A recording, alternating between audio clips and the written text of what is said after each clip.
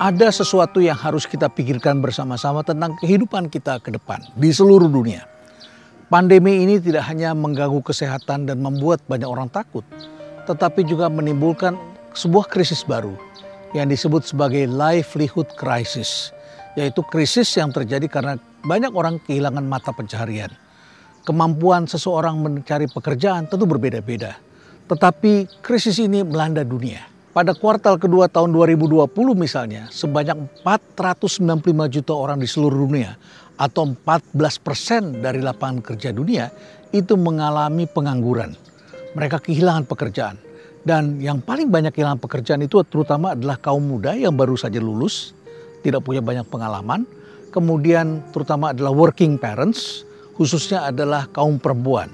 Dikatakan 70% wanita bekerja di negara-negara industri sekalipun, itu karirnya menjadi sangat terdampak, penuh dengan ketidakpastian. Selain kaum muda dan working parents, yang juga menjadi korban adalah mereka yang memiliki low skill, keterampilan-keterampilan sangat rendah.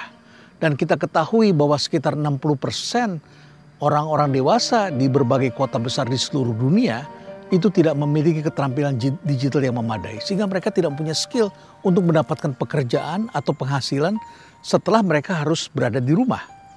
Kemudian 2 miliar pekerja informal di seluruh dunia itu sangat terdampak.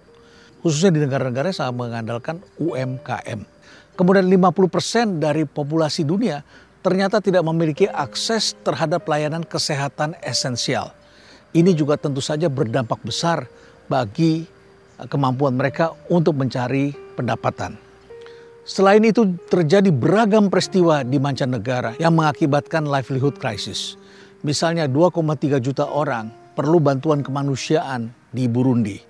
Kemudian di Malawi 2,6 juta orang memerlukan bantuan kemanusiaan.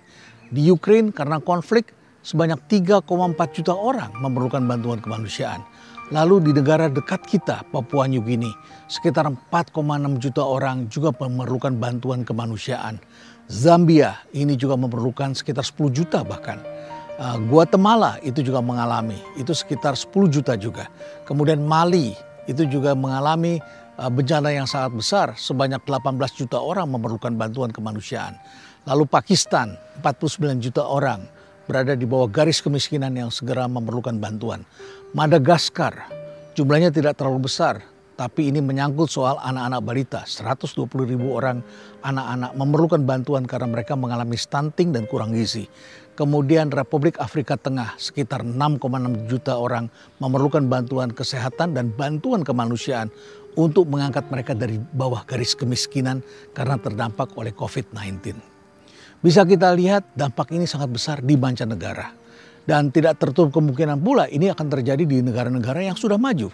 Kita ketahui sekarang kalau kita melihat kota-kota besar di Amerika dan Eropa, di mana-mana homeless, bahkan menimbulkan persoalan-persoalan sosial karena hotel kosong, sementara mereka harus turun ke jalanan tidak punya tempat penginapan. Mereka kemudian memasang tenda di berbagai titik, bahkan mereka tidak mempunyai tempat sanitasi untuk membuang kotoran. Akibatnya kota-kota besar tidak berbeda dengan negara-negara yang di bawah garis kemiskinan. Berbicara tentang livelihood crisis tentu ada penyebabnya. Setidaknya ada 4 hal yang mengakibatkan terjadinya livelihood crisis. Tentu yang pertama adalah akses terhadap layanan kesehatan. Kita syukuri, kita beruntung di negara kita mempunyai akses terhadap layanan kesehatan. Dan ini adalah suatu modal yang penting bagi manusia untuk menjalankan kegiatan mendapatkan pencaharian. Yang kedua ini adalah pendidikan. Tanpa pendidikan yang memadai maka mereka tidak akan bisa mendapatkan pekerjaan. Yang ketiga itu adalah keamanan.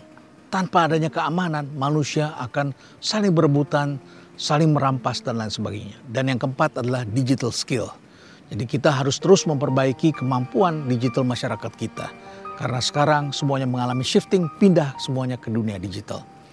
Jadi mari kita pikirkan bahwa livelihood crisis ini adalah persoalan besar yang harus kita hadapi bersama-sama. Semoga negara kita, bangsa kita, dan juga negara-negara tetangga kita dijauhi dari livelihood crisis. Dan oleh karena itu maka kita harus terus bersatu dan terus memperbaiki diri kita dan memberikan perhatian sosial kepada orang-orang di sekitar kita. Dan tentu saja kita perlu meminjamkan kecerdasan kita untuk memperbaiki keadaan yang mungkin saja berpotensi akan menjadi masalah besar di kemudian hari.